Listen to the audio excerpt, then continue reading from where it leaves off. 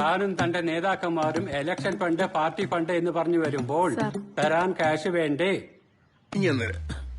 എങ്കിൽ പിന്നെ കൂടുതൽ എന്നെ ഒന്നും ആലോചിക്കണ്ട. സാർ അതിനെ ഇറക്കിക്കോ. കൊന്നാ പാവം തിന്നാ തീരുമെന്നാണല്ലോ. എല്ലാ കാര്യത്തിനും ഞാനും എന്റെ പാർട്ടി ഉണ്ടാവും. സാറിന് ഇഷ്ടമുള്ള പോലെ അങ്ങ് ചെയ്തു. ഞാനങ്ങോട്ട് ഇറങ്ങട്ടെ സാർ.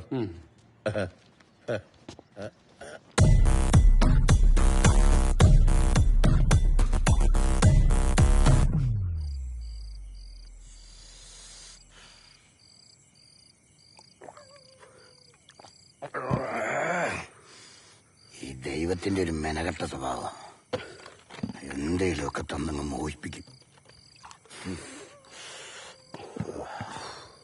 ഇഷ്ടപ്പെടാൻ തുടങ്ങുമ്പോഴത്തേക്ക് തട്ടിയങ്ങ് മാറ്റിക്കളയും. നമുക്ക് എന്ത് ചെയ്യാൻ പറ്റും? അങ്ങനത്തെ ഒരു ഏർപ്പാടാ പുള്ളിക്കാരന്റെ.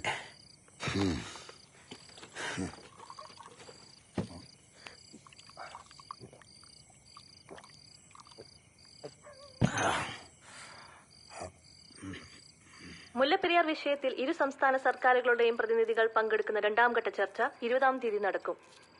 കേരളത്തെ ആകെ നടുക്കിയ കോട്ടയം പാറക്കുളം മിഴിവധ കേസിന്റെ വിധി ഈ മാസം 8-ാം തീയതി പ്രസ്താവിക്കും. വ്യക്തമായ തെളിവുകളുടെ അഭാവത്തിൽ പ്രതിസ്ഥാനത്ത് നിർത്തിയിരുന്ന സിയാദിനെ നിരൂപാധികം വിട്ടയക്കാനാണ് സാധ്യത എന്ന് തന്നെയാണ് പ്രമുഖ നിയമ വിദഗ്ധർ പറയുന്നത്. നിരവധി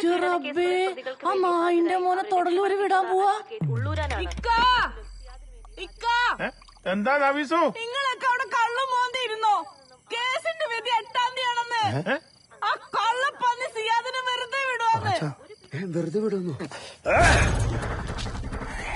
8-ാം തീയതി അവനെ ഞാൻ തീർക്കും. അവനെ ഞാൻ തീർക്കും.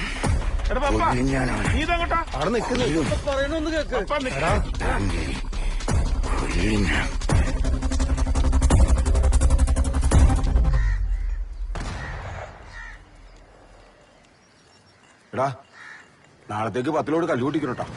നാളത്തെ കാര്യമില്ലേ, ഇന്നത്തെ പണി നടക്കട്ടെ. അത് കുഴപ്പമില്ല, കുഴപ്പമില്ല.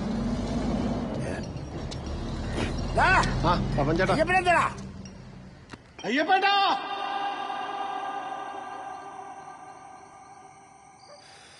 എന്റെ പെങ്ങള് റോസമ്മയുടെ മോൻ അയർലൻഡിൽ നിന്ന് വന്നപ്പോ കൊണ്ടുവന്ന സാധനമാണ്. എനിക്ക് വേണേ ഒറ്റയ്ക്ക് അടിക്കാം, പക്ഷെ എന്റെ മനസ്സാക്ഷി അനുവദിച്ചില്ല. നിങ്ങൾ വിഷമിച്ചിരിക്കുകയാണല്ലോ, എന്നാ എല്ലാവരുടെ കൂടിയേക്കാന്ന് വിചാരിച്ചു. അതുപോലെ നമ്മൾ വിചാരിച്ച പോലൊന്നും അല്ല കേട്ടോ. നമ്മുടെ പപ്പന്റെ കൊച്ചിന്റെ കേസിന്റെ കാര്യം ആ ഹിന്ദിക്കാരൻ ചെറുക്കനാണെന്നല്ലേ എല്ലാരും വിചാരിച്ചേക്കുന്നത്. പക്ഷെ അവന്റെ വക്കീലും എടുക്കണ. അയാൾ തെളിവ് സഹിതം ഓരോന്നായിട്ട് അങ്ങോട്ട് ചോദിച്ചപ്പോഴേ പലതിനും പോലീസിന് ഉത്തരവില്ല. ആന്നേ, ഒക്കെ വെറും ഊഹങ്ങളാണ്. നമ്മുടെ എസ് ഐ മനോജ് സാറിനെ നിർത്തി പൊരിച്ചെന്നാ കേട്ടത്. എനിക്ക് തന്നെയാണ് ആ സിയാദ് ചെയ്യുമെന്ന് എനിക്ക് അങ്ങോട്ട് തോന്നുന്നില്ല. എനിക്ക് എന്ന് പോയാ സേവരെ, അല്ലാതെ പിന്നെ ആരാ ചെയ്യാ?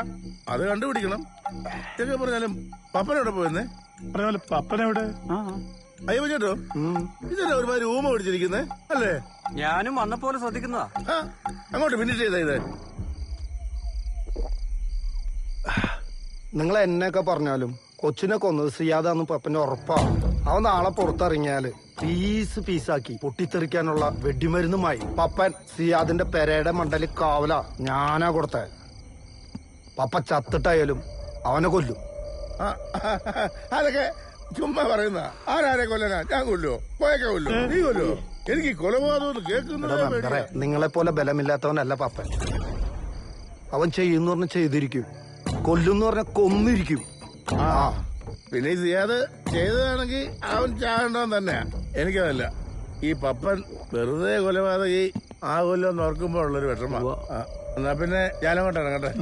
സാധനം മുഴുവൻ വെച്ചതാ. എന്നാ കഴിക്കേ. ശരി സുരേന്ദ്ര. ചെയ്യണം.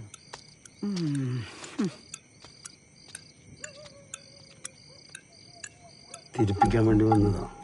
അതെ, നമ്മളെത്ര കണ്ടതാ ഇല്ലേ കോയെ? ഇനിയിപ്പോ എന്ത് ചെയ്യും? നമ്മളെന്ത് ചെയ്യാനാ? നമ്മൾ ചെയ്യാനുള്ളതൊക്കെ ചെയ്തില്ലേ? ചാകാനുള്ളവനൊക്കെ ചാവും, അല്ലാതെ നമുക്ക് ചെയ്യാൻ പറ്റുമോ?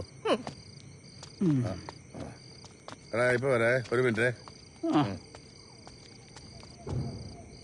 സാറേ, ഞാൻ ചെയ്യാനുള്ള പണിയൊക്കെ ചെയ്തു വെച്ചിട്ടുണ്ട്. പക്ഷെ പപ്പൻ അവൻ ജീവിച്ചിരുന്ന ഒരു പരിപാടി നടക്കുകയില്ല. എന്താണ് വേണമെന്ന് വെച്ചാ സാറങ്ങ് ചെയ്തേക്കെ. അവനെ പപ്പൻ ഒരു ഉരുപ്പോക്കനാ.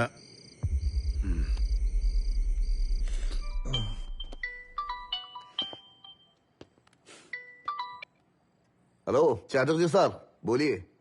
ഓ ബത്തമീസ്, ആ തമ്മാടിപ്പപ്പൻ സിയാദിനെ മർഡർ ചെയ്യാൻ അവന്റെ വീടിന് മുകളിൽ എക്സ്പ്ലോസീവ് ഐറ്റംസുമായി ഇരിക്കുന്നുണ്ട്.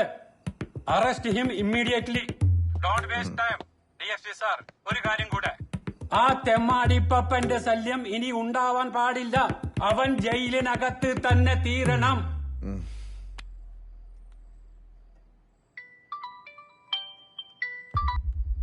ഹലോ മനോജ്.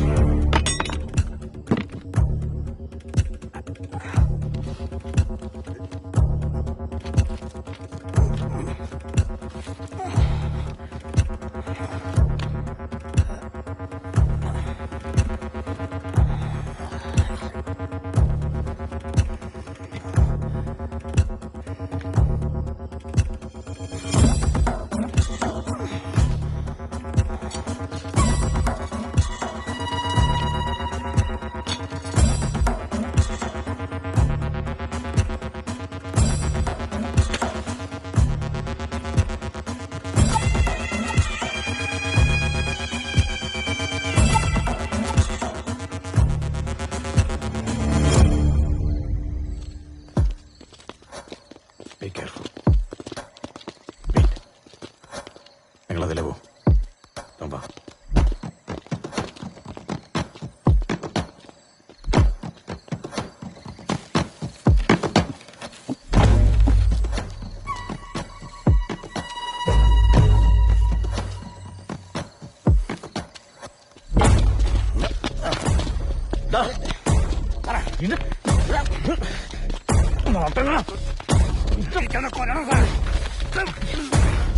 നാട്ടുകാർ മൊത്തം അറിയിച്ചോണ്ടാണ് ഈ മാതിരി തോന്നി കാണിക്കുന്നത്.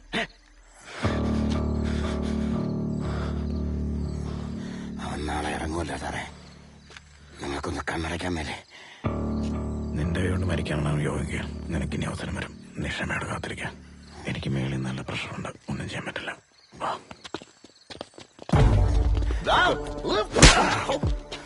നീ ഇനി പൊറലോങ്ങാളുടെ അക്കഴുള്ള പോലെ എടുത്തിട്ടാണ് വണ്ടിയിലേക്ക് പിടിച്ചോ.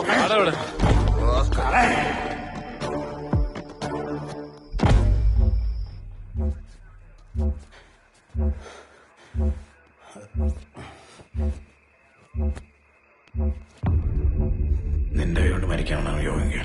നിനക്കിനി അവസരം വരും.